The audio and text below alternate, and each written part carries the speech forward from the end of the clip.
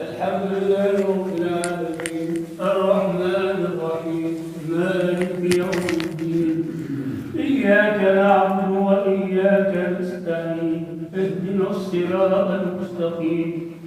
صراط الذين أنعمت عليهم غير المغضوب عليهم ولا الضالين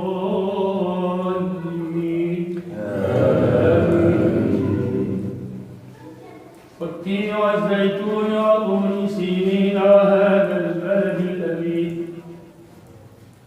لقد خلقنا الإنسان في أحسن تقويم ثم رددناه أسفل سافلين إلا الذين آمنوا وعملوا الصالحات فلهم أجر غير ممنون فما يكذبك بعد بالدين أليس الله بأحكم الحاكمين الله